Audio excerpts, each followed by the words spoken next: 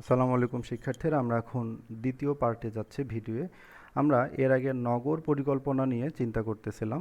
তাহলে এখন দেখো, নগর পরিকল্পনায় আমরা এখন কিভাবে আমাদের ভার্চুয়াল রিয়েলিটিটাকে কাজে লাগাবো। এখন তুমি কি করবা? তোমার কাজ হচ্ছে একটা স্ক্র্যাচ করে সুন্দর করে যেখানে সেখানে কিভাবে তুমি বিল্ডিং বানাবা সেই বিল্ডিংগুলো তৈরি করবা, এরপরে রাস্তাঘাট তৈরি করবা। এরপরে ভার্চুয়াল রিয়েলিটি ব্যবহার করে এখন তুমি দেখবা যে তুমি যে বিল্ডিংগুলো তৈরি করছো, যে ড্রেনেজ সিস্টেমগুলো চালু করছো, যে রাস্তাঘাটগুলো তৈরি করছো, এগুলোতে কোনো ধরনের প্রবলেম হবে কি না। দেন যদি দেখো যে কোনো প্রবলেম হচ্ছে না, সুন্দরভাবে চলাচল করা যাচ্ছে, কোনো ধরনের প্রবলেম হচ্ছে না, তখন তুমি ওই অনুযায়ী একটা নগর পরিকল্পনা করতে পারো। তার মানে আমরা ভার্চুয়াল রিয়েলিটি ব্যবহার করে নগর পরিকল্পনা করতে পারি, দেখো, এবং যাতায়াত ব্যবস্থা এগুলো করতে পারি। ওকে, আমরা এখন এই ভার্চুয়াল রিয়েলিটির কিছু ব্যবহার বা কিছু ভিডিও একটু দেখি। দেখো, এখানে একটা ছবি দেখা যাচ্ছে যে একজন ফাইটার, ওর চোখে যা HMD হেড মাউন্টেড ডিসপ্লে, তারপর এগুলো দেয়া আছে, হাতে এগুলো কোনো কিছু দেয়া নেই, কারণ সে চাচ্ছে না যে হাতের কোনো ফিলিংস সে নেবে। বডি সুইটও দরকার নেই, সে শুধু চোখে এগুলো ইউজ করছে। এখন দেখো, এই যে সামনে এই যে এখানে এটা দেখা যাচ্ছে, আসলে কিন্তু ও কিছুই না, ও জাস্ট হচ্ছে ও দেখতেছে এইটা। এখন ও ওর সাথে কি করবে? বক্সিং শিখবে। তাহলে আমরা একটু video Adidas sweatpants like Coach Kevin with, and a boxing ring with the ropes all loose. Got a clock and a one bag. Where your clients at? You must be a sorry coach. Remix. তাহলে দেখো, এখানে সে কিন্তু যে ওর সাথে মারামারি করতেছে, অথচ ওর সামনে কিন্তু নাই, অথচ দেখো এ কিন্তু পড়ে গেল। তার মানে এভাবে আমরা ভার্চুয়াল রিয়েলিটি ব্যবহার করে ফাইটিং শিখতে পারি। তাহলে আমরা ওইখানে যতগুলো এক্সাম্পল দিয়েছিলাম আমি, তাহলে ওই এক্সাম্পলগুলো আমরা এরকম ভিডিও তৈরি করে দেখাতে পারতাম, কিন্তু আসলে এতগুলো ভিডিও দেখানো সম্ভব না। জাস্ট বোঝানোর জন্য আমি এখানে একটা ভিডিও এখানে তোমাদেরকে দেখালাম। যে দেখো, সে কিন্তু সে মারামারি করতেছে, অথচ ওর সামনে কিন্তু কেউ নেই, এ পড়ে গেল, দেখো ওর সামনে কেউ নেই। তাহলে ভার্চুয়াল রিয়েলিটি ব্যবহার করে আমরা কি করতে পারি? এভাবে বক্সিং শিখতে পারি। তার মানে যে কোনো কিছু ধরনের শিক্ষা আমরা ভার্চুয়াল রিয়েলিটির মাধ্যমে করতে পারি। ওকে, আমরা এখানে আরেকটা ভিডিও যদি দেখি, আমরা এখানে আরেকটা ভিডিও দেখি। আচ্ছা, এই ভিডিওটা নেই। আমরা যদি এই ভিডিওটা এখানে দেখি, দেখো এখানে গাড়ি চালনা কিভাবে করা যায়। দেখো এখানে কি করছে, তারা একটা গাড়ির একটা অবয়ব সৃষ্টি করছে। এটা কিন্তু দেখতে একটা গাড়ির মতো। এখন এখানে সে একজন বসলো, দেখো, এখন সে কি করবে? গাড়ি চালনা করবে। এই যে দেখো, সেটা করতেছে। এরপরে তার যেগুলো ইউজ করা দরকার সে সেগুলো ইউজ করবে। দেখো, সে যে গাড়ি চালাচ্ছে সে কিন্তু দেখতেছে যে সে রাস্তায় গাড়ি চালাচ্ছে। দেখো একটু টেনে নিলাম, এই যে দেখো সে রাস্তায় গাড়ি চালাচ্ছে, এই যে সে রাস্তায় গাড়ি চালাচ্ছে। তার মানে এই যে সামনে গাড়ি আসতেছে, সে এখন কি করবে? সাইড দিবে, হর্ন বাজাবে। এভাবে আমরা ভার্চুয়াল রিয়েলিটি ব্যবহার করে যে কোনো ধরনের প্রশিক্ষণটা খুব সহজে দিতে পারি। ওকে, তাহলে তোমরা কি করবা?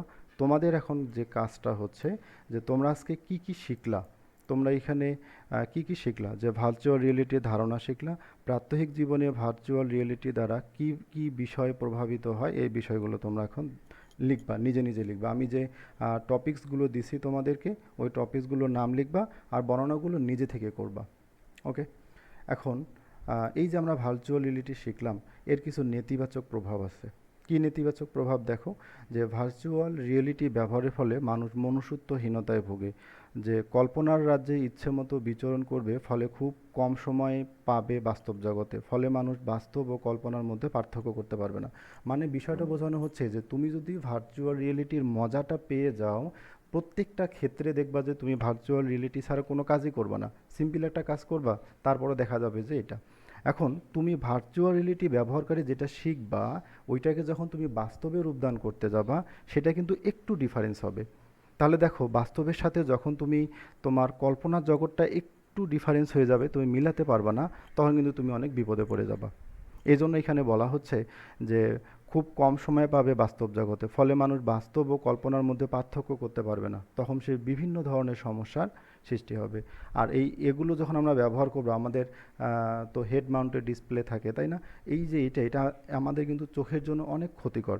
আবার শব্দ শোনার জন্য সেখানে সাউন্ডের ব্যবস্থা থাকে। তাহলে এই কথাটাই বলা আছে যে মানুষের স্বাস্থ্যের ক্ষতি করে, মানুষের দৃষ্টিশক্তি এবং শ্রবণ শক্তি এখানে হ্রাস পায়। এটা হচ্ছে ভার্চুয়াল রিয়েলিটির নেতিবাচক প্রভাব। কিন্তু আমরা ভার্চুয়াল রিয়েলিটি ব্যবহার করে সব কিছুই শিখব, কিন্তু অনেক বেশি বেশি করে না, অল্প অল্প করে অল্প সময় ইউজ করে, যেন এটা আমাদের শরীরে কোনো ক্ষতি করতে না পারে।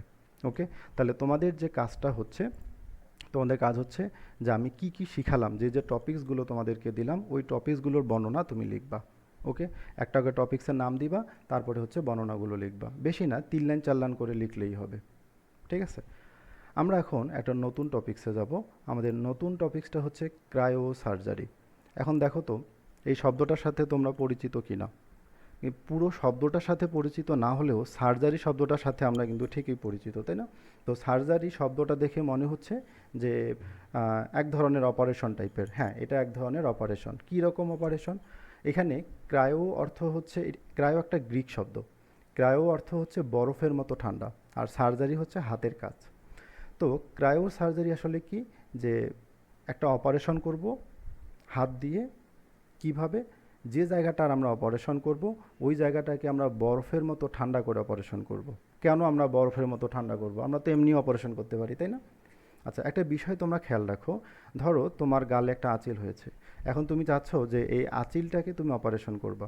এখন আঁচিল যখন তুমি অপারেশন করবা তখন দেখবা যে অপারেশন শেষে সেখানে একটা দাগ হয়ে থাকবে। এখন তুমি চাচ্ছ যে ওই ধরনের কোনো দাগ আমি ইউজ করব না, বা আমি ওই ধরনের কোনো দাগ আমি সেখানে রাখবো না। তাহলে এই ধরনের কোনো দাগ না রাখার জন্য বা বিনা রক্তপাতে তুমি যদি কোনো অপারেশন করতে চাও, তখন তোমাকে এই ক্রায়ো সার্জারি পদ্ধতিটা অবলম্বন করতে হবে। তো এই ক্রায়ো সার্জারিতে সে কী করবে? তুমি যে জায়গাটার অপারেশন করবা সেটাকে সে একটা প্রথমে গ্যাস দিবে। কি গ্যাস দিবে? সেখানে সে একটা তরল আর্গন গ্যাস দিবে বা তরল নাইট্রোজেন গ্যাস দিতে পারে, দিয়ে জায়গাটাকে ঠান্ডা করে নেবে। এরপরে ওই জায়গাটা যখন ঠান্ডা হয়ে যাবে তখন ওই জায়গাটা কি হবে? বরফের মতো হয়ে যাবে। তারপরে তোমাকে ওই জায়গাটা 10 থেকে 15 মিনিট ওই অবস্থায় রেখে দেওয়া হবে। আচ্ছা, রেখে দেওয়া হলো। এখন কি হবে? একটা বিষয় তুমি চিন্তা করো, যে একটা জায়গা বরফের মতো ঠান্ডা হয়ে আছে আর ওইখানে 10 থেকে 15 মিনিট ধরে কোনো রক্ত চলাচল হচ্ছে না, তাহলে জায়গাটা কি হয়ে যাবে? নষ্ট হয়ে যাবে। তাহলে তুমি তোমার যে আঁচিলটাকে তারা বরফে পরিণত করে দিল, তখন ওই জায়গাটায় রক্ত চলাচল না করার কারণে ওই আঁচিলটা ওইখানে ধ্বংস হয়ে যাবে। এরপরে সেখানে একটা গ্যাস দেওয়া হবে, হিলিয়াম গ্যাস। ওই হিলিয়াম গ্যাস দিলে বরফগুলো গলে যাবে, তারপরে তোমার আঁচিলটাও বরফ গলার সাথে পড়ে যাবে। তাহলে এই হচ্ছে আমাদের একটা সিম্পল একটা অপারেশন। সময় লাগবে মাত্র 10 থেকে 15 মিনিট, কোনো ধরনের রক্তপাত হবে না। তাহলে আসলে এখন আমরা একটু দেখি যে ক্রায়োসার্জারি বা ক্রায়োথেরাপিটা কি। যে এমন একটা চিকিৎসা পদ্ধতি বা থেরাপি যা অতিরিক্ত নিম্ন তাপমাত্রায় শরীরের অস্বাভাবিক ক্ষতিকর রোগাক্রান্ত কোষগুলোকে ধ্বংস করা হয়। কি বুঝতে পারছি যে ক্রায়োসার্জারি দিয়ে কীভাবে কাজগুলো করব? এখন আমরা ক্রায়োসার্জারির একটা ভিডিও দেখি, তাহলে তোমরা বুঝতে পারবা যে আসলে এই কাজগুলো কিভাবে হয়। আমরা যদি ক্রায়োসার্জারির অপারেশনটা একটু দেখি, আমরা এখানে ক্রায়োসার্জারির অপারেশনটা একটু দেখি যে কিভাবে এই অপারেশনটা সম্পন্ন হচ্ছে। একটু ওয়েট, একটু বড় করে দেখাই।